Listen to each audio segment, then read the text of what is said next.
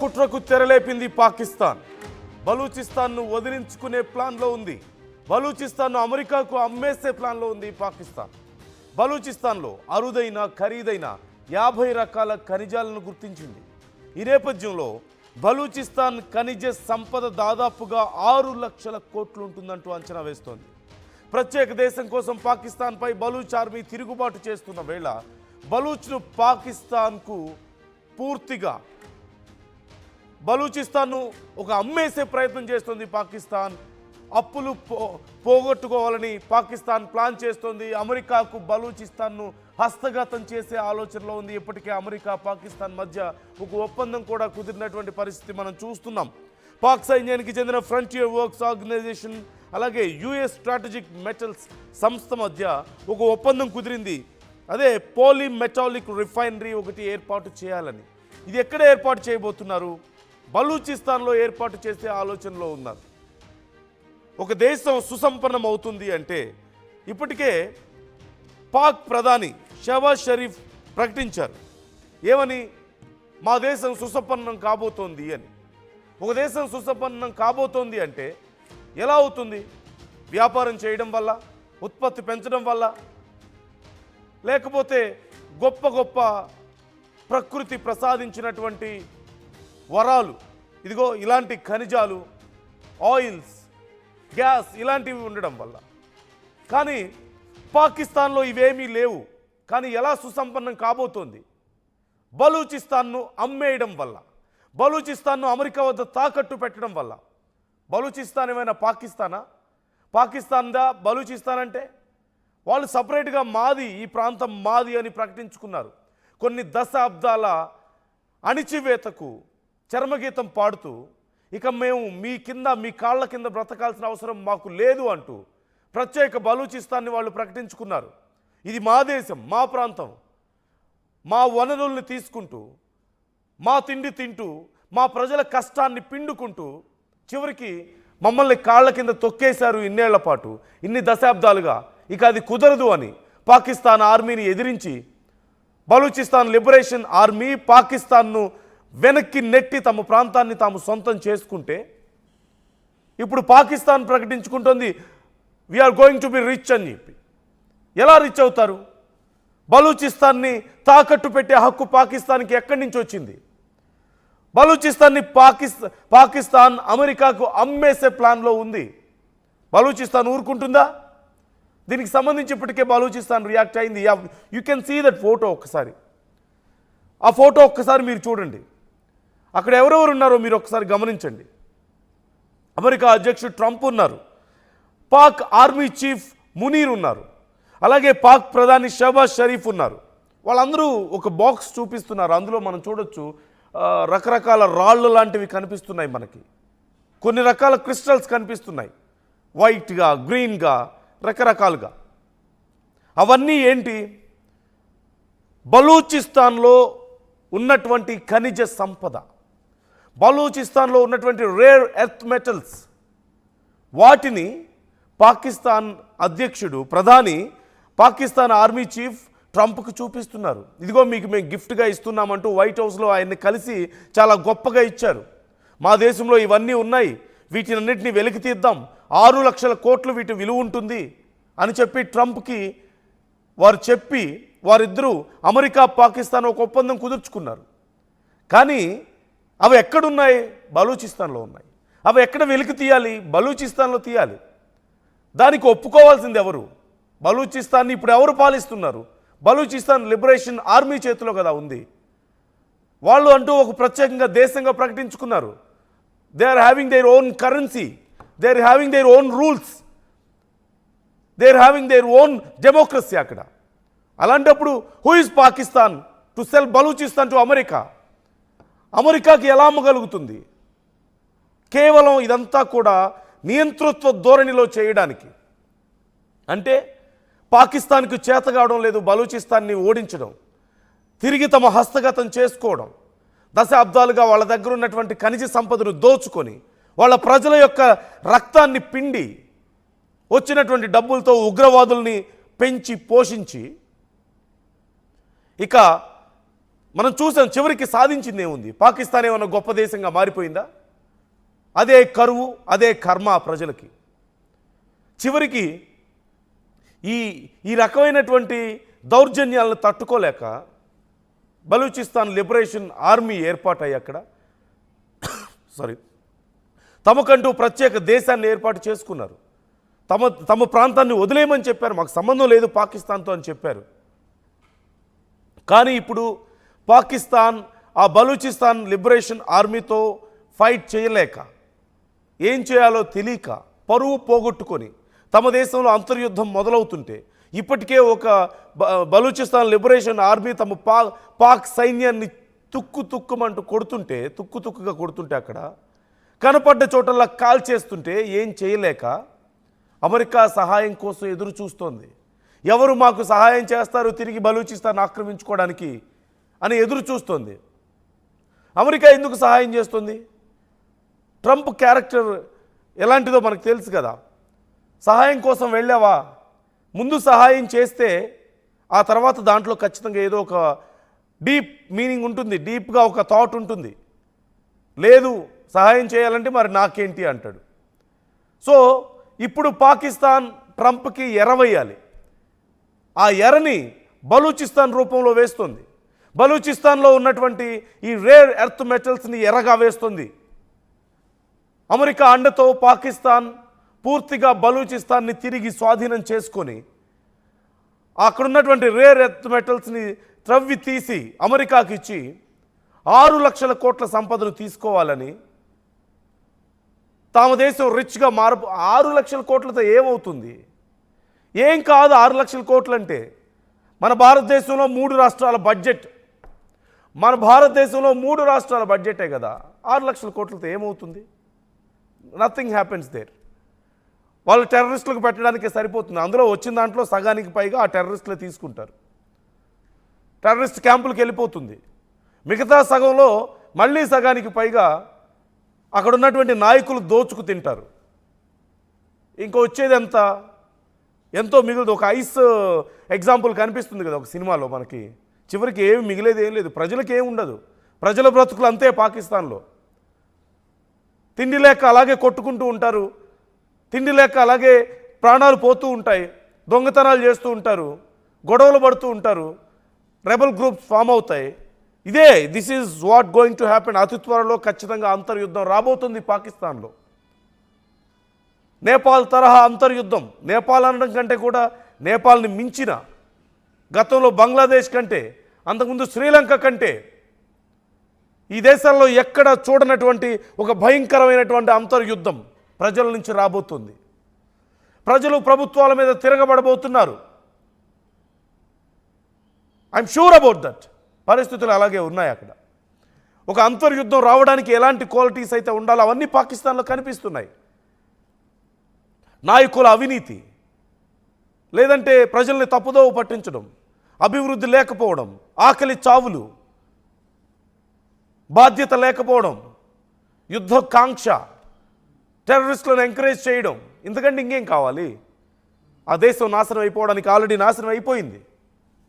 So simple, అమెరికాకి బలూచిస్తాన్లో ఉన్నటువంటి rare earth మెటల్స్ని ఆశగా చూపించి బలూచిస్తాన్ని తాకట్టు పెట్టి అమెరికా సుసంపన్నం కావాలి, ఆ డబ్బులు కావాలి అని చెప్పేసి ఆలోచిస్తోంది. దీనికోసం ఇప్పటికే పాక్ సైన్యానికి చెందిన ఫ్రంటియర్ వర్క్స్ ఆర్గనైజేషన్ అలాగే యుఎస్ స్ట్రాటజిక్ మెటల్స్ సంస్థ ఒక ఒప్పందం చేసుకున్నాయి. పాలీ మెటాలిక్ రిఫైనరీ ఏర్పాటు చేయాలని $500 మిలియన్ పెట్టుబడులు అమెరికా పాకిస్తాన్లో పెట్టేందుకు సిద్ధమైంది. అయితే ఇక్కడ అమెరికాకు ఉన్నటువంటి నీడ్ ఏంటి అంటే, అమెరికా ఏ అవసరం లేకుండా ఏ పని చేయదు కదా. అమెరికాకు ఉన్న నీడ్ ఏంటి ఇక్కడ? ఇప్పుడు రేర్ ఎర్త్ మెటల్స్ కోసం, కొన్ని రకాల ఖనిజాల కోసం, అంటే యుద్ధ విమానాల్లో ఇంజిన్స్ తయారు చేసే దాంట్లో ఉపయోగించేటువంటి కొన్ని రకాల ఖనిజాలు, లేదంటే స్పేస్ ప్రయోగాలు చేసే సమయంలో ఎయిర్ క్రాఫ్ట్స్లోను, లేదంటే యుద్ధ విమానాల్లోనూ, లేదంటే స్పేస్ క్రాఫ్ట్స్లోను, రాకెట్స్లోనూ ఉపయోగించేటువంటి కొన్ని రకాలైనటువంటి ఖనిజాలు, అంటే ఆ ఇంజిన్స్లో ఇతరత్ర ఖనిజాలు రష్యా నుంచో చైనా నుంచో ఇంపోర్ట్ చేసుకుంటుంది అమెరికా. ఇప్పుడు ఒకవేళ గనక బలూచిస్తాన్లో ఆ ఖనిజాలు ఉన్నాయనే అనుమానంలో ఉన్నారు. ఇప్పుడు దానికి సంబంధించి ఆల్రెడీ మనం చూస్తున్నాం కొన్ని ఎగ్జాంపుల్స్. సో ఈ ఖనిజాలను తమ సొంతం చేసుకోగలిగితే పాకిస్తాన్కి ఎలాగో చేత కాదు. అంత గొప్ప ఖనిజాలు ఉన్నప్పుడు సరైన వ్యాపారం చేసుకోవడం చేత కాదు. So America wants to occupy that. ఒక మాటలో చెప్పాలంటే ఏదో చిల్లర పడేస్తే వాళ్ళే ఇచ్చేస్తారు. వాళ్ళకేం తెలుసు ఆ విలువ, ఆ ఖనిజాల విలువ వాళ్ళకేం తెలుసు? అక్కడ ఉన్నటువంటి ప్రకృతి ప్రసాదించినటువంటి గొప్ప వరం అది, దాని విలువ వాళ్ళకేం తెలుసు? పాకిస్తాన్కి చిల్లర పడేసి ఆ గనుల్ని ఆ ఖనిజాలను తమ సొంతం చేసుకుంటే చైనా మీద రష్యా మీద ఆధారపడాల్సిన అవసరం ఉండదు కదా అమెరికాకి. This is the basic plan of America. పాకిస్తాన్కేమో ఆ డబ్బులు వస్తాయి, ఆ డబ్బులతో మరింత మంది ఉగ్రవాదులను పెంచవచ్చు, ఆ డబ్బులు మరింత దోచుకోవచ్చు మనం. అలాగే బలూచిస్తాన్ని ఆక్యుపై చేసుకోవచ్చు తిరిగి. ఇది పాకిస్తాన్కి కావాల్సింది. కానీ దీనికోసం నిజంగా ఆ దేశం ఎంత నష్టపోతుంది, ఆ దేశ ప్రజలు ఎంత నష్టపోతున్నారు ఆలోచిస్తున్నారా? నిజంగా ఆలోచించగలుగుతున్నారా? అసలు ఇలా ఆలోచించగలిగితే ఈ పరిస్థితి ఎందుకు వస్తుంది? So this is the condition. అక్కడ ఉన్నటువంటి పరిస్థితి ఇది. బలూచిస్తాన్ను అమ్మే ప్రయత్నం చేస్తుంది పాకిస్తాన్. చైనాకి రష్యా మీద ఆధారపడాల్సిన అవసరం ఉండదు కదా అని అమెరికా ఆలోచిస్తున్నటువంటి పరిస్థితి కనిపిస్తుంది. ఆ డబ్బులతో రేపు మళ్ళీ భారతదేశం మీద యుద్ధాలకు చేయొచ్చు కదా అనేది పాకిస్తాన్ ఆలోచన. సో ఓవరాల్గా ఓవైపు ఆదాయాన్ని సంపాదించుకోవడం ఒకటైతే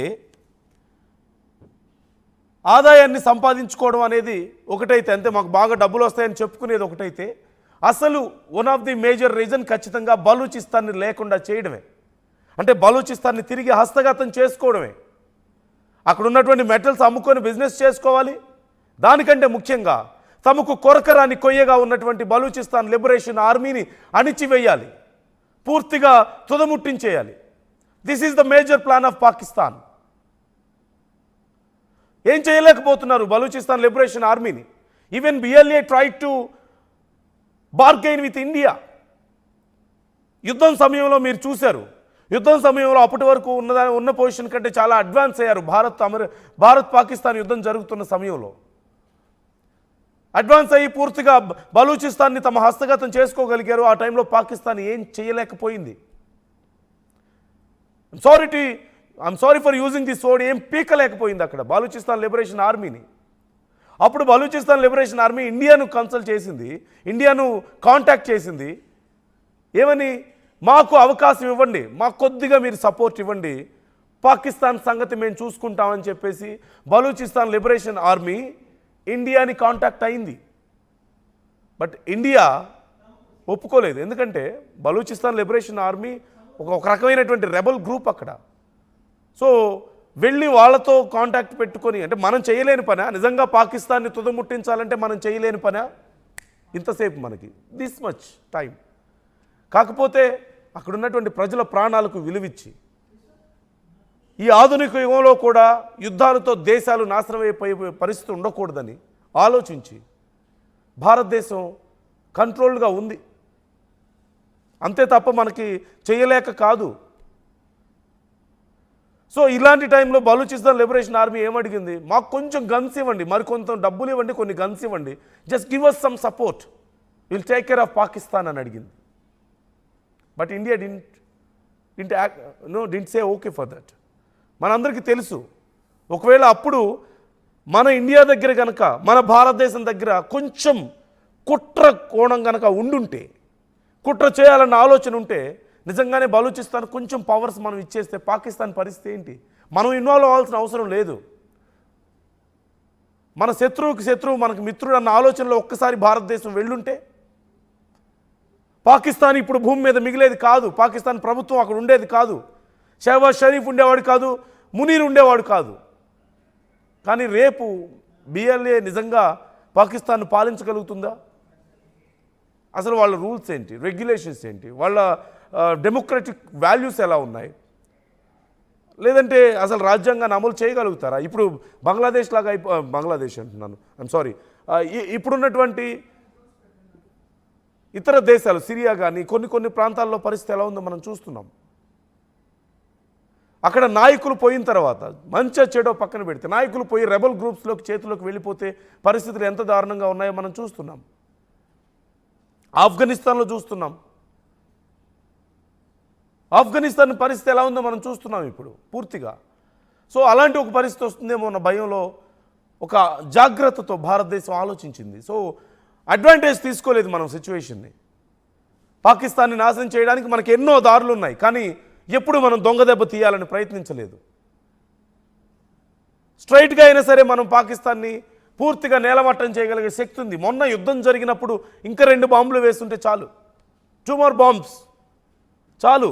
అప్పటికే రేడియేషన్ లీక్ అయిందేమో అని చెప్పి అమెరికా పరిగెత్తుకుంటూ వచ్చింది అక్కడికి. ఎందుకంటే వాళ్ళకి సంబంధించిన యురేనియం స్టోర్స్ కూడా అక్కడ ఉన్నాయంటూ అప్పుడు పెద్ద చర్చ జరిగింది. అది వేరే విషయం. మళ్ళీ పాకిస్తాన్ను కేవలం ఒక పావులాగా వాడుకుంటోంది అమెరికా. ఇది పాకిస్తాన్కి అర్థం కాదా? అర్థం కాక కాదు, చేతగాక.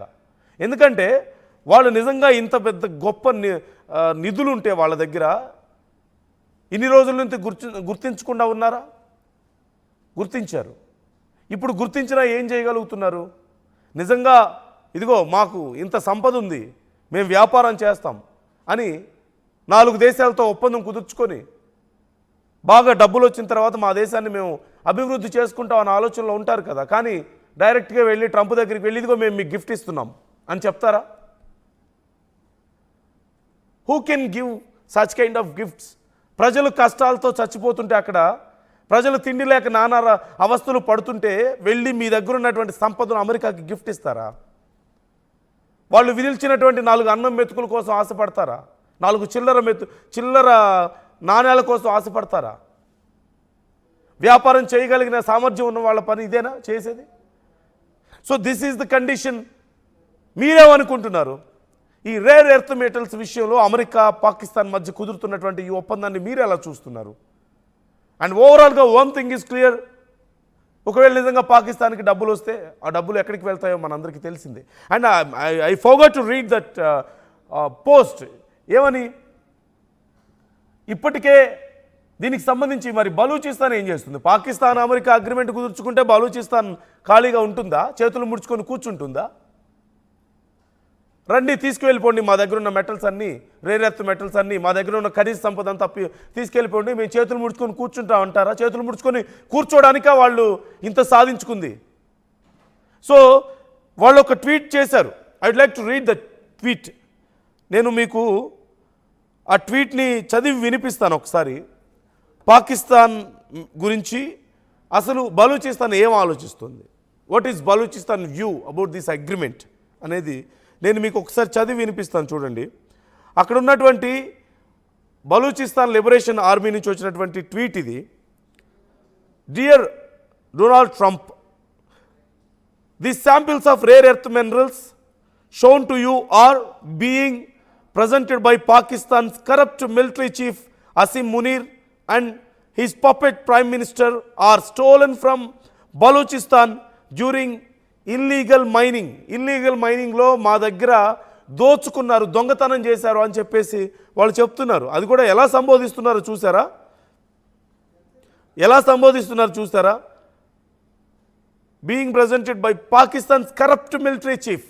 అంటే కరప్ట్ మిలిటరీ చీఫ్, ఒక అవినీతి ఆర్మీ చీఫ్, అలాగే అతని పప్పెట్ ప్రైమ్ మినిస్టర్ అంటూ వాళ్ళు సంబోధించారు. సో అవన్నీ కూడా మా దగ్గర దొంగతనం చేసినవి, ఇల్లీగల్ మైనింగ్లో అంటున్నారు. These minerals are found in the soil of Balochistan, not in land locked Pakistan's Punjab ప్రావిన్స్లో దొరికినవి కాదు, ఇవి మా దగ్గర దొరికాయని చెప్తున్నారు. The Pakistan army has at gunpoint been illegally extracting these minerals and is now portraying them as minerals of Pakistan. మా దగ్గర దోచుకునే వాళ్ళవిగా చూపించే ప్రయత్నం చేస్తున్నారు అంటున్నారు. The 60 million people of Balochistan ask you one question. Would you prefer to accept as a gift a gold necklace stolen by a thief? బ్రాకెట్లో పాకిస్తాన్ అని పెట్టారు, దొంగ అనే దగ్గర. Or would you rather make friends with the legitimate owners?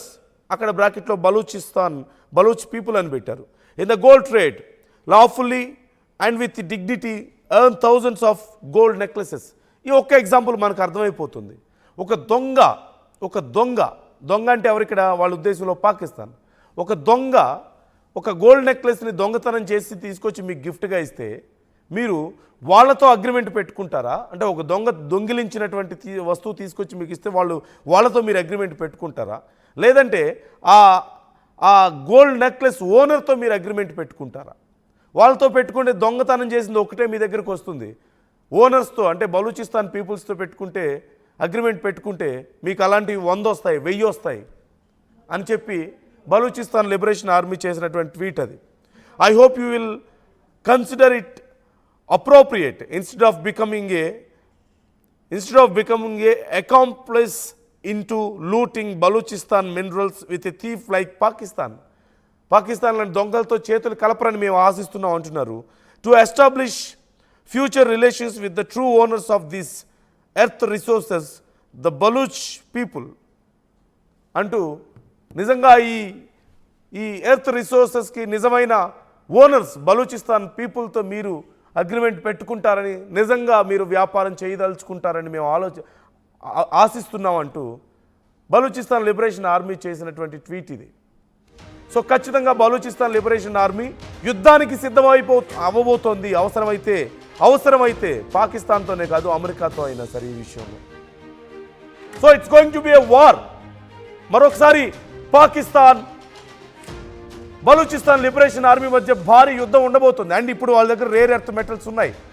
అమెరికాతో కాకపోతే ఇంకో దేశంతో వాళ్ళు అగ్రిమెంట్ పెట్టుకుంటారు, డబ్బులు సంపాదించుకుంటారు, యుద్ధానికి సిద్ధం అవుతారు. అవసరమైతే అమెరికాతో అయినా యుద్ధం చేయడానికి తాము సిద్ధమయ్యేటువంటి అవకాశాలు కనిపిస్తున్నాయి బలూచిస్తాన్ లిబరేషన్ ఆర్మీ.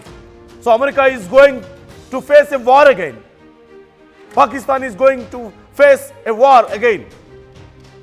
మీ ఆలోచన ఎలా ఉంది ఈ విషయంలో? మీ అభిప్రాయాలు ఎలా ఉన్నాయి? ఇది మరొకసారి తీవ్ర ఉద్రిక్త పరిస్థితులకు దారితీసే అవకాశం లేదా? మరొక యుద్ధానికి దారితీసే అవకాశం లేదా? వ్యాపారం చేసే పద్ధతి ఇదేనా? దోచుకోవడమే వ్యాపారమా? సో మీ అభిప్రాయాలు కూడా నాతో పంచుకునే ప్రయత్నం చేయండి. ఓవరాల్గా ఈ విషయం విన్న తర్వాత మీకేమనిపిస్తుంది కామెంట్ చేసే ప్రయత్నం చేయండి.